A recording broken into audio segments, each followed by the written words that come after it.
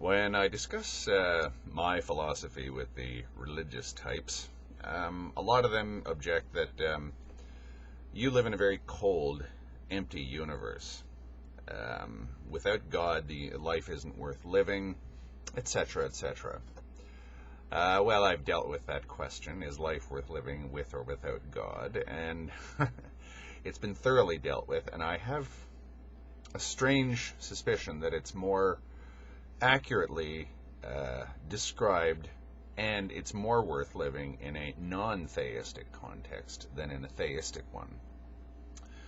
The reason for that is, at least in the Abrahamic faiths, and to a certain extent all the other ones, the universe is split in two. It's either split into pure, impure, light, dark, good, evil, that kind of thing. And all the good stuff and the pure stuff and the nice stuff is all nice. We all want that, but we push the other stuff away from us.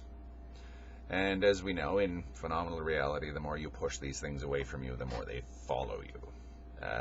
We've spent the last 2,000 years, especially since the Enlightenment, to banish evil from our lives, and it just keeps reappearing. If you want to call it evil, just call it suffering. Now, an interesting apostle of love is the last person you would think who would be such a person or fulfill such a role is Friedrich Nietzsche. He has a concept that a lot of people don't really zero in on that much, called amor fati, love of your fate. Loving something, especially that which you're not inclined to love, is a pretty fascinating concept, and it's not anything particularly new. I'm always bringing up this Mother Kali, who evokes intense love in her followers in India. But again, that's theistic, and that's not really the thrust of this. Another theistic one is the image of the crucifixion. The entire point in the ancient world of crucifying somebody was to humiliate them, make them suffer the most that you could possibly get a human to suffer, the worst possible death, and the most spectacularly public and humiliating death.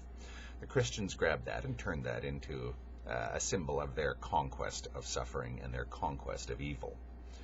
Again, the evil thing I have issues with. Anyway. So here's Nietzsche on amor fati. I have another quote by Swami Vivekananda, which is kind of non-theistic. In fact, I would say it is non-theistic, but Nietzsche's a good one, because he, of all people, is the last person you'd think would be talking about love, the way he normally sneers at people. He sneers the way I smirk. Anyway, Nietzsche on amor fati. My formula for human greatness is amor fati. Notice he said greatness. That one wants nothing to be different, not in the future, not in the past, not for all eternity. Not only to endure what is necessary, still less to conceal it. All idealism is falseness in the face of necessity. But to love it. Love everything. Jettison your idealism and bring on the love. Think of that. Interesting yin and yang thing there. Not love of the good, love of everything, love of your life, love of your fate, love of your suffering. Swami Vivekananda says the same thing in Karma Yoga, one of his works. Swami Vivekananda was a 19th century Hindu reformer / philosopher who brought Eastern philosophy to the West. I quote, "The goal of man is knowledge. That is the one great ideal placed before us by Eastern philosophy. Not pleasure, but knowledge is the goal of man. Pleasure and happiness come to an end. It is a mistake to suppose that pleasure is the goal. The cause of all the miseries we have in the world is that men foolishly think pleasure to be the ideal to strive for. After a time, a man finds that it is not happiness, but knowledge towards which he is going, and that both pleasure and pain are great teachers, and that he learns as much from pain as from pleasure." As pleasure and pain pass before his soul, they leave upon it different pictures, and the result of these combined impressions is what is called a man's character. If you take the character of any man, it is really but the aggregate of tendencies, the sum total of the inclinations of his mind. You will find that misery and happiness are equal factors in the formation of that character.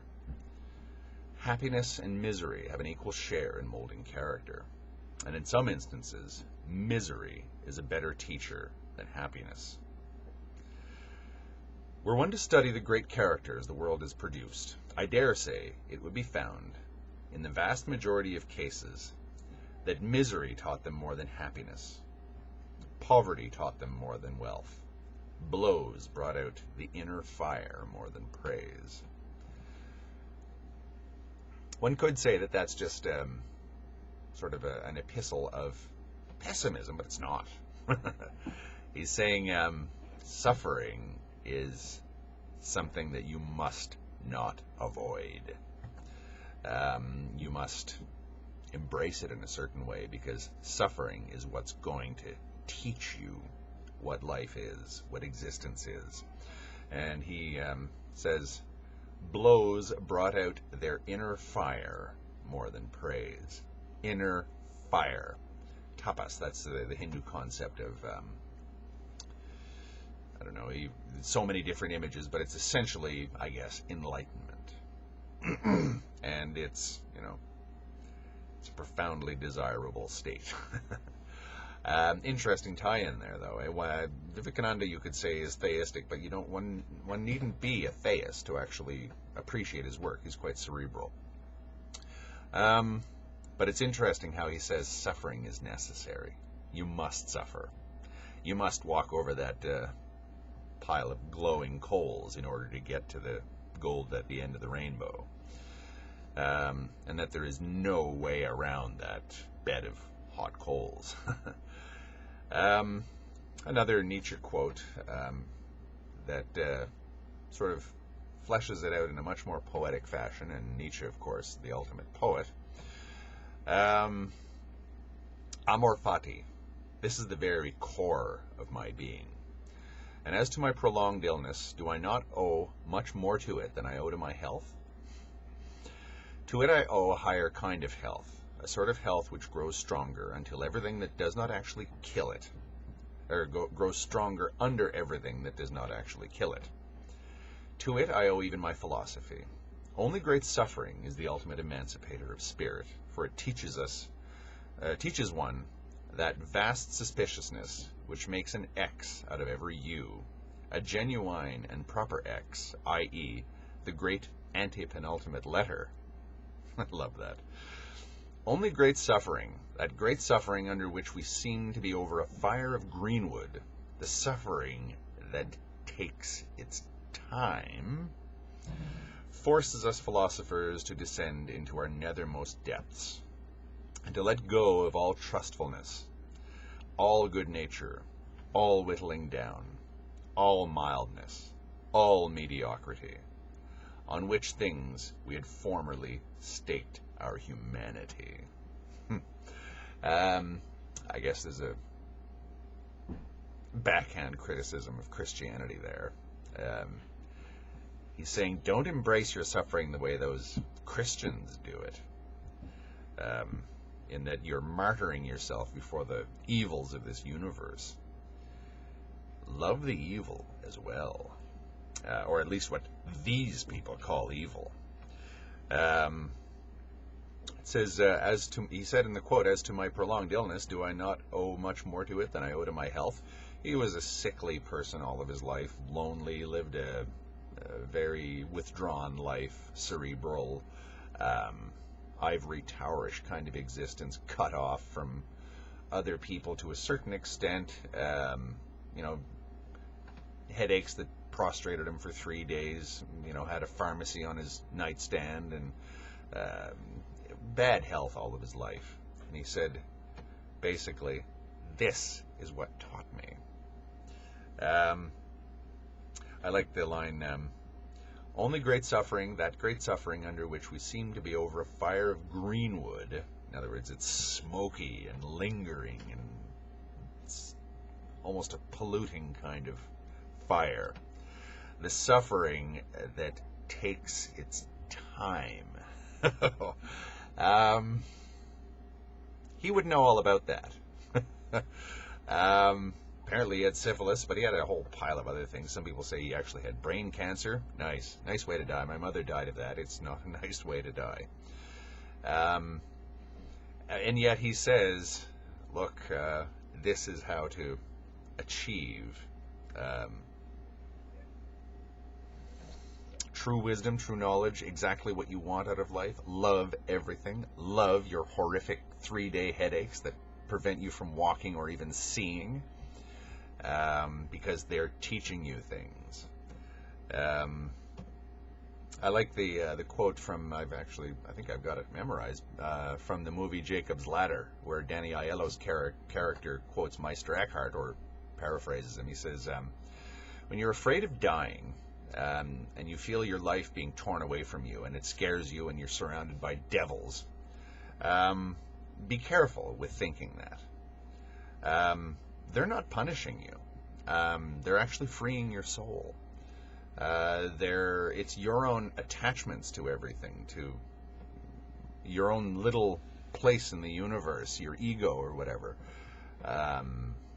that's actually causing you to suffer. Those things that look like devils are actually angels freeing your soul. They're not punishing you. They're trying to help you. Now that's of course a very Christian context, but it's the same thing, if you ask me. You turn the good evil thing on its head, not in a satanic kind of sense where bad is good and good is bad. Everything is good, but you have to know how to look at it. You have to know how to interpret it. You have to know how to see it. Now, one could say that here in the, rich part of the world, we can say that, oh yeah, it's all very well for us to say that because we've been insulated from suffering. No, we haven't. Our suffering is just as severe as the worst that of the worst slum dweller in the poorest part of the world. But our suffering is very different. We suffer from other things. We suffer from depression, listlessness, acedia, lack of focus on anything, anxiety. All the stuff that was normally ascribed usually to aristocrats is now very common in the West. We suffer about things that you would think wouldn't really make people suffer. And we have these horrible terms like first world problems, which sort of tells us your suffering is not valid. That first world problems sort of cliche, I really have an issue with, because you can have a big house and lots of money and a babe in each room or whatever, and you can still be about as miserable as a human being can possibly be. Again, be careful when you think that pleasure is the goal, because you get all the pleasure you want and you end up still suffering and you don't even know why. But I think that it's very arrogant of people to say that suffering is to be avoided in all cases, because suffering is part of life. And if you want to understand life, if you want to understand what a human being is, if you want to understand what you are, then you're going to have to understand what suffering actually is and what it can do and how it can be used. I would say that amor fati, embracing everything, loving your suffering, is a wonderful ideal given to us by the very person who said, basically, shove all ideals where the sun don't shine.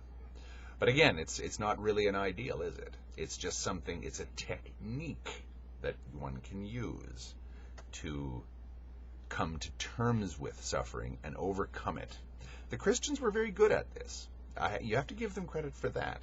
But they had that Manichaean view of light and dark, good and evil. That was where I think they fell down. And that's where, ironically, they met their match in Nietzsche in the love department. Theists always tell me, your universe is empty and cold. I say, yours is terrifying.